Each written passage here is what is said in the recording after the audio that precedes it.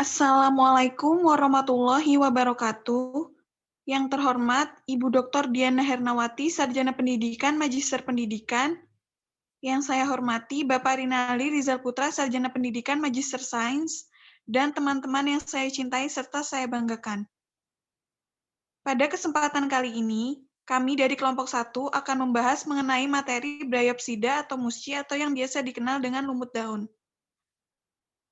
Perkenalkan, kami dari kelompok 1 dengan anggota Sarah Nur Kamila, NPM 192154004, Mia Nur Hasanah, NPM 192154006, Masyitoh Humratun Zulaiha, NPM 192154055, dan Andi Mulyadi, NPM 192154108.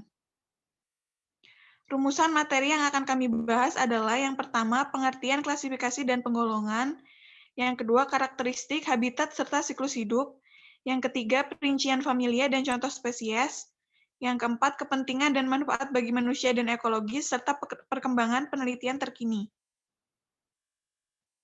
Langsung saja kita ke materi yang pertama, yaitu pengertian, klasifikasi, dan penggolongan Bryopsida atau musci yang akan saya paparkan.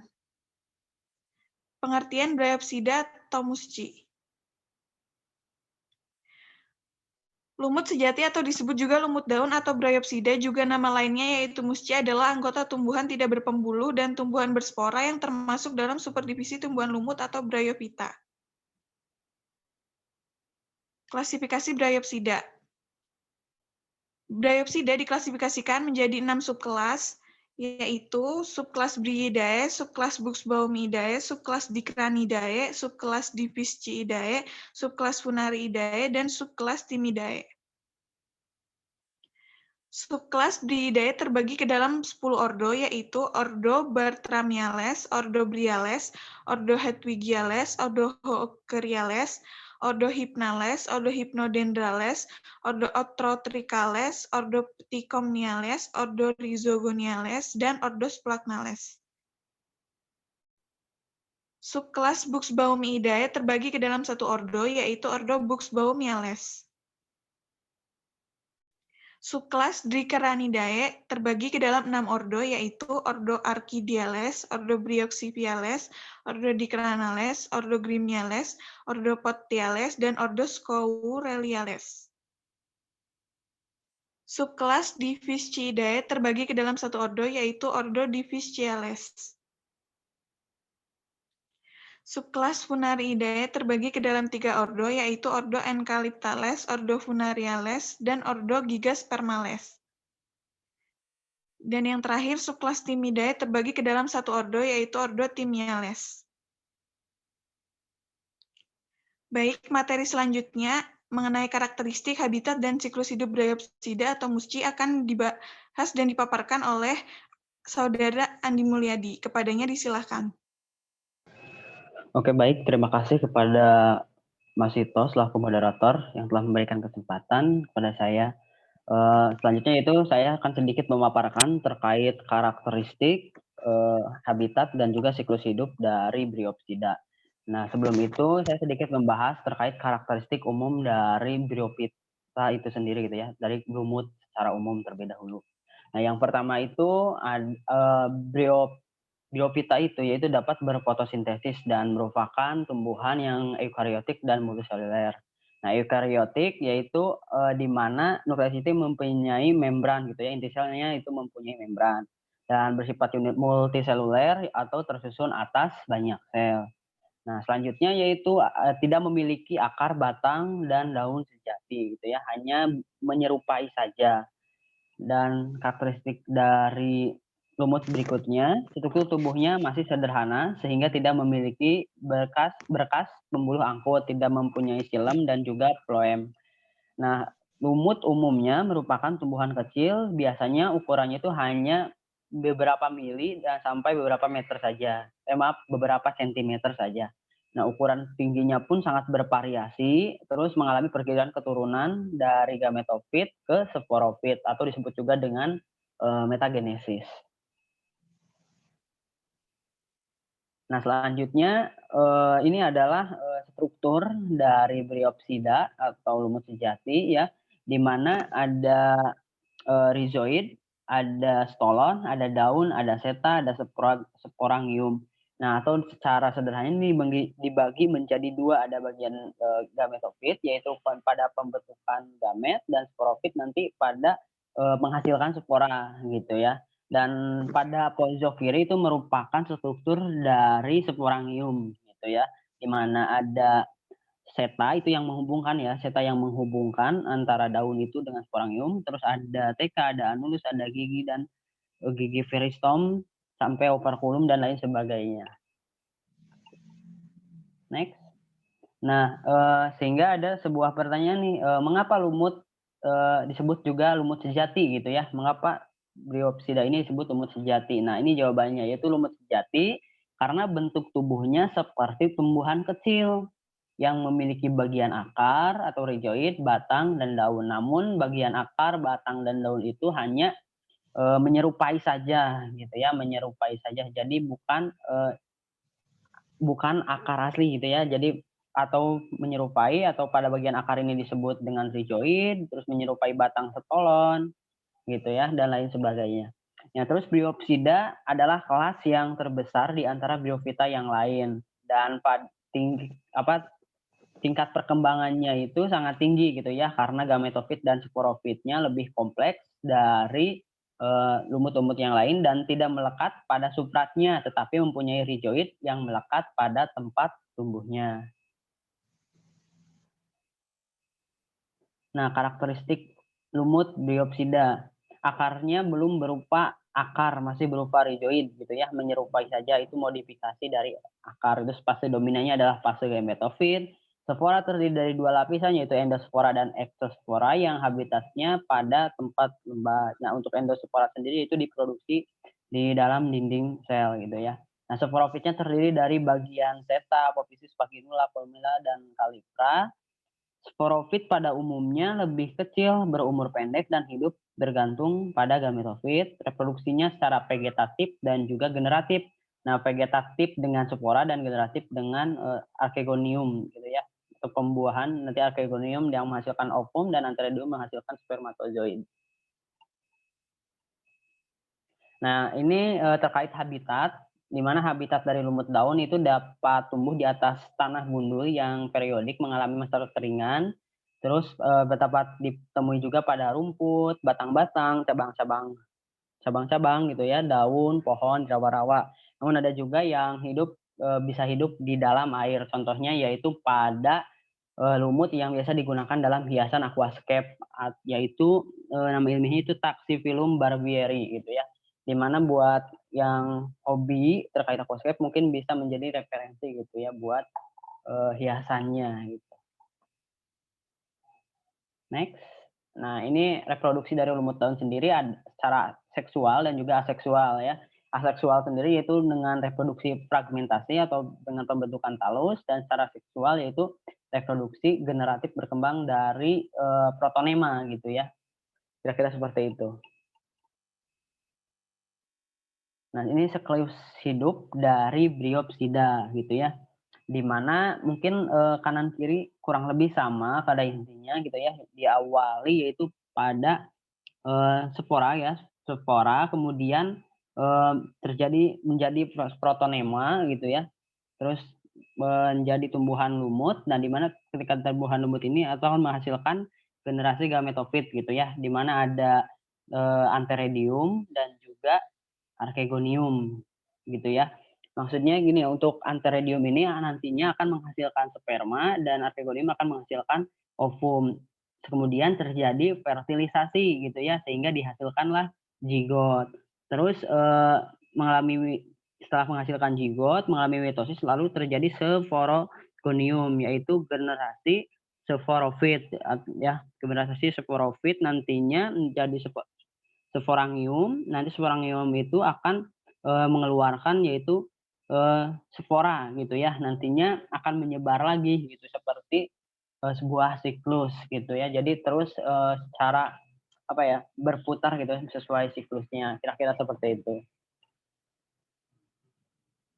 Nah, ini persebaran dari Bryopsida ya. Untuk mengetahuinya kita bisa dengan membuka web gitu ya, yaitu GBIF atau the Global Biodiversity Information Facility. Nah, di sini ini secara internasional juga gitu ya, mungkin secara lebih detailnya mungkin bisa dicoba melalui web tersebut. Nah, mungkin itu yang dapat saya sampaikan, kurang lebihnya mohon maaf. Saya kembalikan lagi ke moderator. Baik, terima kasih kepada Saudara Andi Mulyadi atas pemaparannya. Materi selanjutnya mengenai perincian famili dan contoh spesies akan dipaparkan oleh Saudari Sarah Nur Kamila. Kepadanya disilahkan. Baik, terima kasih kepada moderator yang telah memberikan waktu kepada saya untuk sedikit menjelaskan tentang perincian famili dan contoh spesies.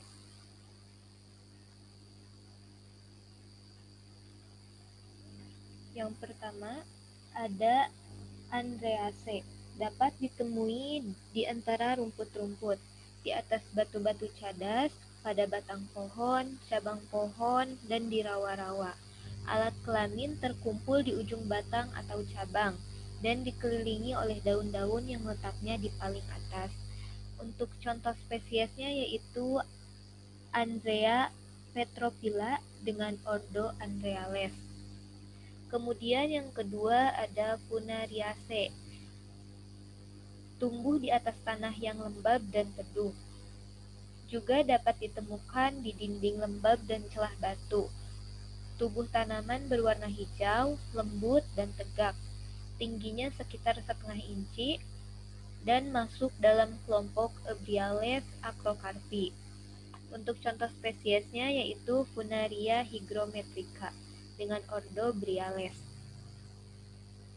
Kemudian yang ketiga ada Sphagnacea.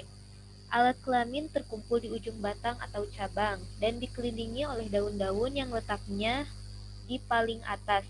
Hidup di rawa-rawa dan membentuk rumpun atau bantalan. Untuk contohnya yaitu Sphagnum fibriatum dengan ordo Sphagnales. Kemudian yang keempat ada Polytrichaceae. Biasanya hidup di tempat lembab dan sedikit basah. Tangkai tegak dan bercabang-cabang. Lumut berkembang biak dengan spora. Contohnya yaitu spesies Polytrichum commune dengan ordo Polytrichales. Kemudian yang terakhir ada Hypnodendraceae. Tanaman ini umumnya berada di hutan basah dan hutan hujan yang terdiri dari lapisan Humericum bulb dengan komposisi tanah lempung. Menyukai bebatuan basah, akar pohon, pangkal pohon hidup, dan pakis pohon. Umumnya terletak di daerah dengan sejumlah besar kayu yang membusuk dan materi yang membusuk. Untuk contoh spesiesnya yaitu Hypnodendron rainwarti dengan ordo Hypnobriales. Sekian yang dapat saya sampaikan, saya kembalikan kepada moderator. Baik, terima kasih kepada Saudari Sarah Nur Kamila atas pemaparannya. Materi selanjutnya mengenai perkembangan penelitian terkini lumut daun atau musci akan dipaparkan oleh Mia Nur Hasanah. Kepadanya disilahkan.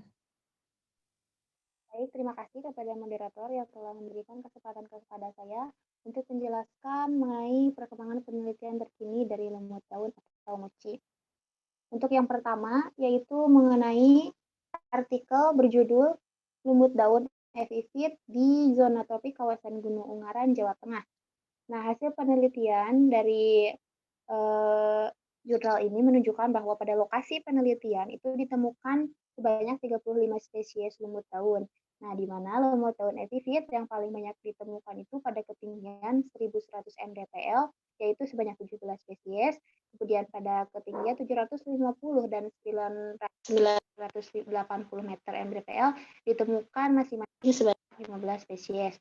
Kemudian, famili Hypnaceae merupakan famili dengan spesies terbanyak, yaitu sebanyak 6 spesies, dan merupakan famili dengan frekuensi kehadiran tertinggi, yaitu sebesar 16,13%. Kemudian ada Hypnum plumiforme dan Louisirella barbula, merupakan spesies yang memiliki distribusi luas. di mana kedua spesies tersebut ditemukan pada ketiga ketinggian. Nah, spesies yang memiliki frekuensi kehadiran tertinggi adalah Hylocomium splendens dari famili Hylocomiaceae dengan frekuensi kehadiran sebesar 9,68%. Kemudian, artikel yang kedua yaitu mengenai perbaikan struktur tanah pada lahan sangat curam dengan menggunakan teknik hidroseeding lumut daun dan bahan pembenah tanah. Nah, hasil penelitian pada artikel ini menunjukkan bahwa koloni lumut itu meningkat nyata dengan pemberian pembenah tanah, di mana jumlah koloni terbesar itu ditunjukkan oleh aplikasi air sama dengan pupuk kandang, kemudian lateks, yang mana persebarannya itu 200,85 meter persegi. Kemudian yang kedua diikuti oleh air ditambah pupuk kandang dengan persebaran 156,46 meter persegi. Dan sebaliknya, tanpa pembenah tanah itu menghasilkan ukuran koloni paling kecil, yaitu sebanyak 104,91 meter persegi. Nah, hidroseeding lumut dan pembenah tanah ini secara nyata tentunya meningkatkan stabilitas struktur tanah, di mana kombinasi Polytrichum comune dan air ditambah dengan pupuk kandang, kemudian lateks ini menghasilkan peningkatan stabilitas struktur tanah sebesar 93,3% dibandingkan dengan tanpa pembenah tanah. Kemudian artikel yang ketiga yaitu berjudul aktivitas antibakteri ekstrak lumut Octoblepharum albidium terhadap pertumbuhan Staphylococcus epidemidis dan Pseudomonas aeruginosa. Nah, hasil penelitian dari artikel ini menunjukkan bahwa ketika dilakukan uji fitokimia kualitatif, menunjukkan bahwa lumut Octoblepharum albidium ini mengandung metabolit sekunder seperti senyawa alkaloid, polifenol, kemudian flavonoid, saponin, dan terpenoid. Nah, adanya metabolit sekunder ini dalam lumut tersebut dapat dimanfaatkan untuk menghambat pertumbuhan bakteri Staphylococcus epidemidis dan Pseudomonas aeruginosa. Nah, pengujian aktivitas antibakteri ini dilakukan dengan menggunakan metode difusi cakram kertas dengan menggunakan konsentrasi beragam, yaitu ada 20%, kemudian 40%, 60%, 80%, dan 100%, dan menggunakan kontrafasitif chloramphenicol sebanyak 2,5% per gram per mili. Hasil uji aktivitas antibakteri ini menunjukkan semua level ekstrak konsentrasi tersebut mampu menghambat pertumbuhan bakteri yang ditandai dengan pembentukan zona hambatan di sekitar cakram kertas. Nah, aktivitas konsentrasi ekstrak 100% terhadap Staphylococcus epidemidis dan bakteri aeruginosa menunjukkan diameter zona hambat tertinggi yaitu 15,62 mm dan 13,23 mm. Nah, sedangkan untuk konsentrasi ekstrak yang paling efektif dalam menghambat bakteri Staphylococcus epidemidis dan aeruginosa adalah 60% dan 80%. Kemudian yang keempat yaitu artikel mengenai uji aktivitas bakteri ekstrak etanol lumut daun, yaitu Pogonatum cirratum, kemudian Polytrichum comune, dan Sphagnum sporosum dengan metode difusi.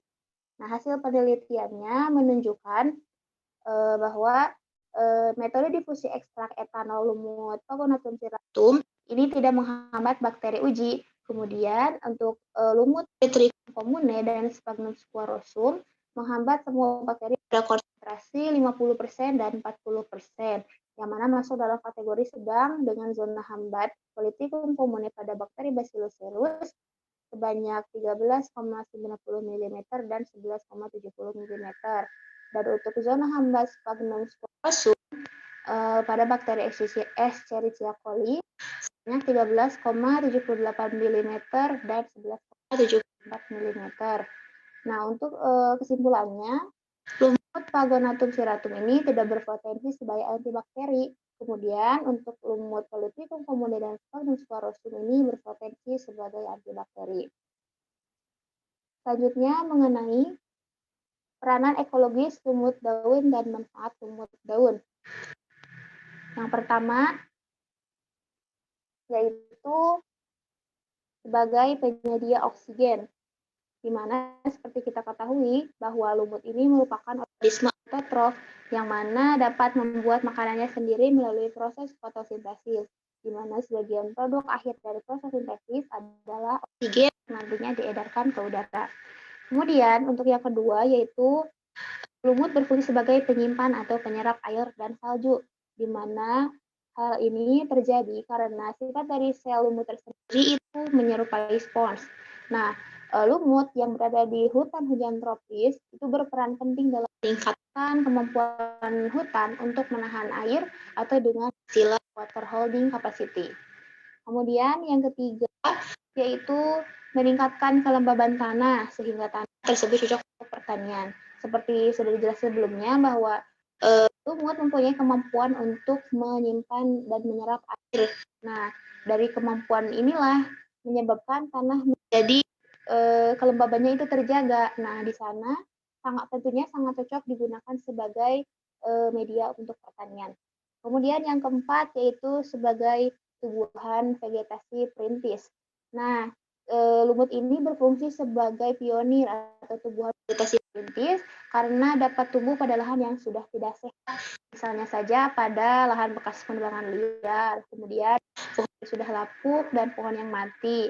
Nah, selain itu, rizoid dari lumut tersendiri itu mampu masuk dalam batu-batuan sehingga nantinya akan memecah batu-batuan dan akhirnya mengalami rudiment menjadi tanah yang dijadikan sebagai media tumbuh pada makhluk yang lain.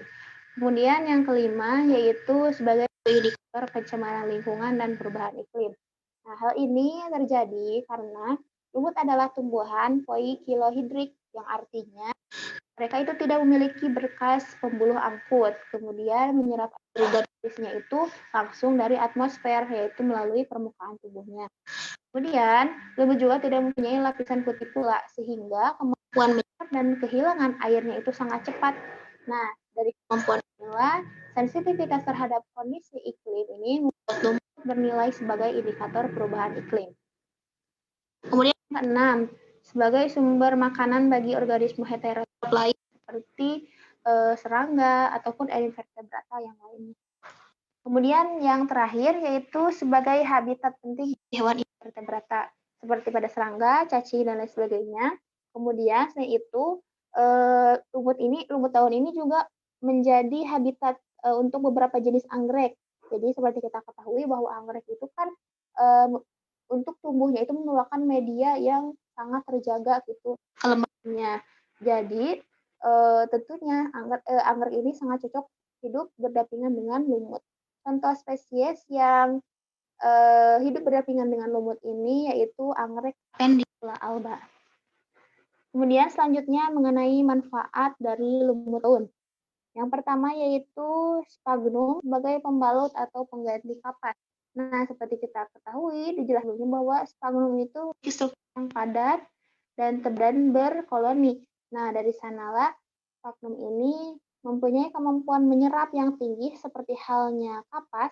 Jadi, sphagnum ini dapat digunakan sebagai alternatif pengganti kapas maupun sebagai pembalut. Nah, kemudian yang kedua yaitu Polytrichum commune dan Sphagnum sphaerosum berpotensi sebagai antibakteri. Nah, seperti sudah saya jelaskan sebelumnya pada artikel mengenai Polytrichum commune dan Sphagnum sphaerosum ini memiliki senyawa aktif yang dapat mencegah itu pertumbuhan dari bakteri. Kemudian yang ketiga yaitu ada Octoblepharum albidium yang diketahui dapat menghambat pertumbuhan bakteri Staphylococcus epidermidis yang dapat menyebabkan infeksi oportunistik atau infeksi ini biasanya menyerang pada individu dengan sistem kekebalan yang lemah seperti pada penderita AIDS, kemudian pasien yang sedang kritis, kemudian pengguna obat terlarang, kemudian bayi yang baru lahir yang berada di rumah sakit. Nah, kemudian ada juga yang dapat dihambat yaitu pada bakteri Pseudomonas aeruginosa, di mana dari bakteri ini merupakan patogen oportunistik sama seperti Staphylococcus epidermidis yang dapat menyebabkan infeksi, pneumonia, nosokomial. Kemudian yang keempat yaitu sebagai media yang baik bagi perkecambahan biji. Nah, Media perkecambahan biji ini karena lumut ini mempunyai kemampuan menyerap air di mana perkecambahan biji ini membutuhkan medium yang dengan kualitas kelembaban yang baik gitu. Makanya lumut ini bisa dijadikan sebagai alternatif sebagai media perkecambahan biji. Untuk materi yang saya sampaikan dicukupkan sampai sekian. Saya kembalikan kepada moderator. Baik, terima kasih kepada Saudari Mia Nur Hasana atas pemaparannya. Mungkin sekian dari kelompok kami yang dapat kami presentasikan. Semoga dapat berguna dan bermanfaat bagi rekan-rekan sekalian. Apabila terdapat kesalahan dan kekurangan, mohon dimaafkan. Jika ada pertanyaan, silakan cantumkan di kolom komentar ya. Terima kasih. Wassalamualaikum warahmatullahi wabarakatuh.